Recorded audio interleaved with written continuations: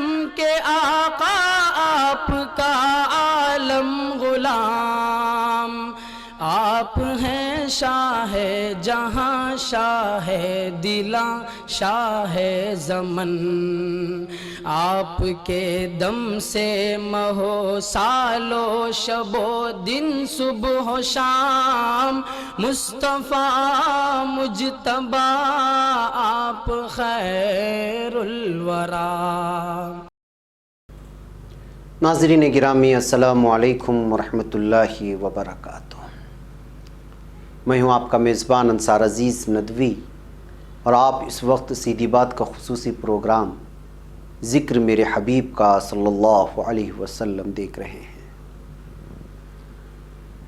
ناظرین الحمدللہ یہ ذکر میرے حبیب کا پروگرام کی 34ویں قسط ہے۔ گزشتہ ہفتے آپ نے ملاحظہ فرمایا تھا کہ جب وحی رک گئی تھی تو کس طرح اللہ رب العزت نے رسول اکرم صلی اللہ علیہ وسلم کو سورہ ضحیٰ کے ذریعے سے نہ صرف دلاسا دلایا تھا بلکہ کئی خوشخبریاں بھی دی تھی وغیرہ وغیرہ۔ ناظرین آج ہم سیرت رسول اکرم صلی اللہ علیہ وسلم کے مزید پہلوؤں کے تذکرے کے ساتھ آگے بڑھتے ہیں۔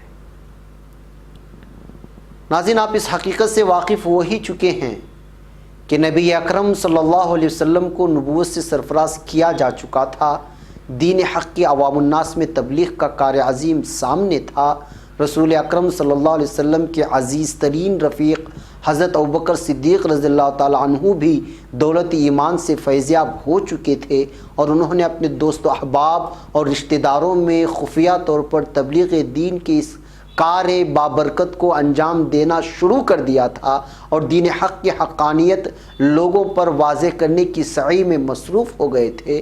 جن لوگوں نے نبوت کے بالکل ابتدائی ایام میں ایمان کی دولت کو دل و جان سے اپنے گلے لگایا تھا، ان کے بارے میں سیرت النبی صلی اللہ علیہ وسلم میں بڑی تفصیل سے بیان کیا گیا ہے۔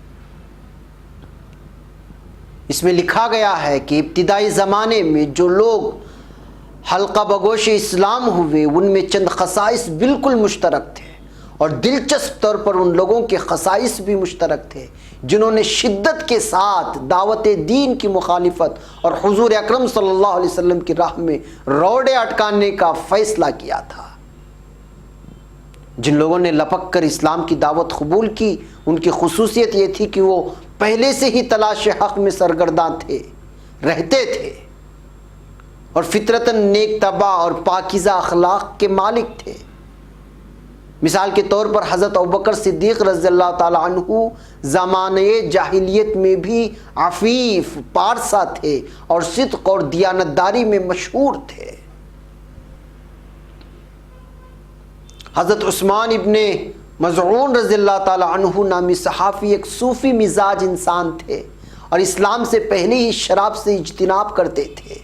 وہ اسلام لانے کے بعد چاہتے تھے کہ راہب بن جائیں، لیکن حضرت صلی اللہ علیہ وسلم نے انہیں اس خیال کو ترک کرنے کا مشورہ دیا اور انہیں رہبانیت سے روک دیا تھا۔ حضرت صہیب رضی اللہ تعالیٰ عنہ حضرت عبدال ابن جدعان کی تربیت یافتہ تھے۔ یہ عبدال ابن جدعان وہی تھے جنہوں نے اسلام کی ظہور سے پہلے ہی تارک شراب ہو کر وفات پا چکے تھے۔ حضرت ابو ذر رضی اللہ تعالیٰ عنہ جن کا اسلام لانے والوں میں 6واں یا 7واں نمبر تھا، ان کے اسلام لانے کا واقعہ بھی بڑا دلچسپ ہے۔ وہ پہلے سے بت پرستی چھوڑ چکے تھے اور غیر متعین طریقے سے رب تعالیٰ کا نام لیتے تھے جس طرح ان کے ذہن میں آتا تھا، نماز ادا کرتے تھے۔ جب حضرت صلی اللہ علیہ وسلم کا حال سنا تو اپنے بھائی کو بھیجا کہ صحیح خبر کی جستجو کر کے واپس لوٹیں۔ وہ مکہ تشریف لائے اور آپ صلی اللہ علیہ وسلم کی خدمت میں حاضر ہو کر قرآن مجید کی صورتیں سماعت کی۔ واپس جا کر حضرت ابو ذر رضی اللہ تعالیٰ عنہ سے کہا کہ میں نے ایک ایسے شخص کو دیکھا جسے لوگ مرتد کہتے ہیں، حالانکہ وہ مکارم اخلاق سکھاتا ہے، اور جو کلام سناتا ہے وہ شعر نہیں بلکہ کوئی اور چیز ہے۔ آپ کا طریقہ اس سے بہت ملتا جلتا ہے۔ حضرت ابو ذر رضی اللہ تعالیٰ عنہ کو تسکین ہوئی، خود مکہ تشریف لائے، زبان مبارک سے آپ کا ارشاد سنا اور اسلام قبول کر لیا۔ ان کا حال یہ تھا کہ تمام عمر دنیاوی تعلقات سے الگ تھلگ رہے۔ ان کا عقیدہ یہ تھا کہ مسلمان کے لیے زر و مال کا جمع کرنا جائز نہیں۔ چنانچہ اسی بنا پر حضرت عثمان رضی اللہ تعالیٰ عنہ نے اپنے زمانے میں ان کو مدینے سے کہیں دور بھیج دیا تھا۔ سیرت النبی صلی اللہ علیہ وسلم کے حاشیے میں مصنفین نے لکھا ہے کہ حضرت ابو ذر کے اسلام لانے کا واقعہ بخاری و مسلم دونوں میں مذکور ہے، لیکن ان میں باہم اختلاف پایا جاتا ہے۔ ہم نے ان اختلافات کے باوجود دونوں سے ہی کچھ نہ کچھ کشید کرنے کی کوشش کی ہے، لیکن اختصار کے پیش نظر بہت سی باتیں چھوڑ بھی دی ہیں۔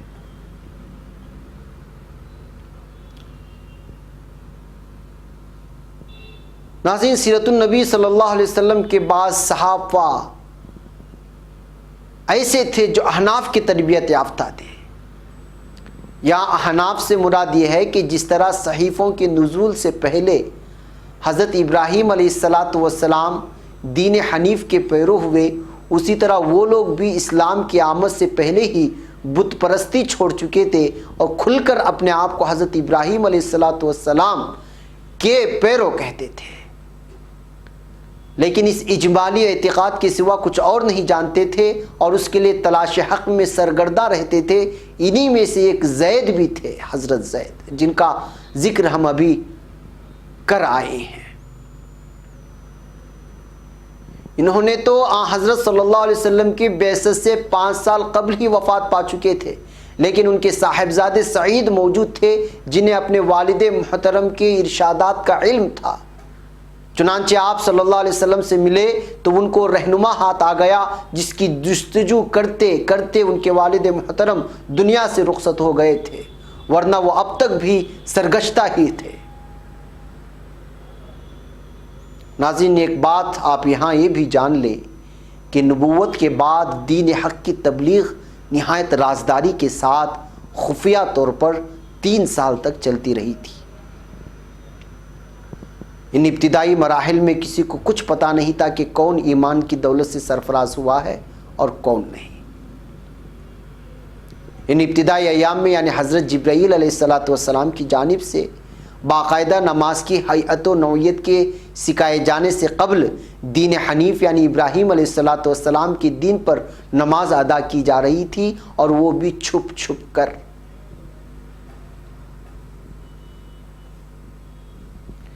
سیرت رسول اکرم صلی اللہ علیہ وسلم جو حضرت علی میاں رحمۃ اللہ علیہ کی تصنیف ہے، اس میں خود حضرت مولانا علی میاں رحمۃ اللہ علیہ نے تحریر فرمایا ہے کہ ان دنوں مسلمان پہاڑ کی گھاٹیوں میں جا کر نماز پڑھا کرتے تھے۔ ایک دفعہ ایسا ہوا کہ رسول اکرم صلی اللہ علیہ وسلم حضرت علی کے ساتھ کسی درے میں نماز پڑھ رہے تھے کہ اتفاقاً حضور اکرم صلی اللہ علیہ وسلم کے چچا ابو طالب اس طرف کو آ نکلے۔ انہیں اس جدید طریقے عبادت پر بڑا تعجب ہوا، وہیں کھڑے ہو کر نئے طرز عبادت کو بغور دیکھتے رہے۔ نماز کے بعد پوچھا، یہ کون سا دین ہے؟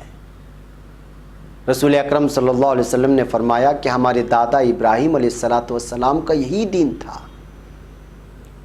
ابو طالب نے کہا، میں اس کو اختیار تو نہیں کر سکتا، لیکن تمہیں اجازت ہوگی اور کوئی شخص تمہارا مزاحم نہ ہو سکے گا۔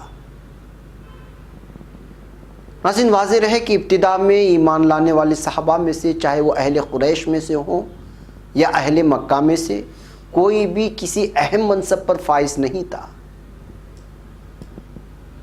سب بدحال، غریب اور افلاس کے مارے ہوئے تھے، جیسے حضرت عمار رضی اللہ تعالیٰ عنہ، حضرت صہیب رومی رضی اللہ تعالیٰ عنہ وغیرہ وغیرہ۔ اس لیے قریش کے سردار آپ صلی اللہ علیہ وسلم کا مذاق اڑایا کرتے تھے اور طنز کے طور پر کہتے تھے کہ کیا یہی وہ لوگ ہیں جن پر اللہ نے ہم جیسے لوگوں کو چھوڑ کر احسان کیا ہے؟ کفار کے نزدیک ان کا افلاس ان کی تحقیر کا سبب بنا تھا، مگر یہ لوگ ایمان لائے تو پورے اخلاص کے ساتھ، کیونکہ ان کو کسی بات کا ڈر نہیں تھا، یعنی کہ یہ ڈر کہ اگر ایمان لائیں گے تو قریش کے کسی جاہ یا منصب سے محروم ہو جائیں گے یا کسی دنیوی نقصان کو جھیلنا پڑے گا، ایسا کوئی ڈر نہیں تھا۔ بہرکیف ناظرین، آج کے ہمارے اس ایپیسوڈ میں وقت ہو چلا ہے. اس سلسلے کی اگلی کڑی کے لیے آپ کو تھوڑا انتظار کرنا پڑے گا. ذکر میرے حبیب کا صلی اللہ علیہ وسلم کے اس پروگرام سے آپ بھی جڑیں، دوسروں کو بھی جوڑنے کی کوشش کریں اور زیادہ تعداد میں جوڑنے کی کوشش کریں تاکہ حقائق اور سیرت پاک صلی اللہ علیہ وسلم بہت سارے لوگوں تک پہنچنے کا ذریعہ بنے.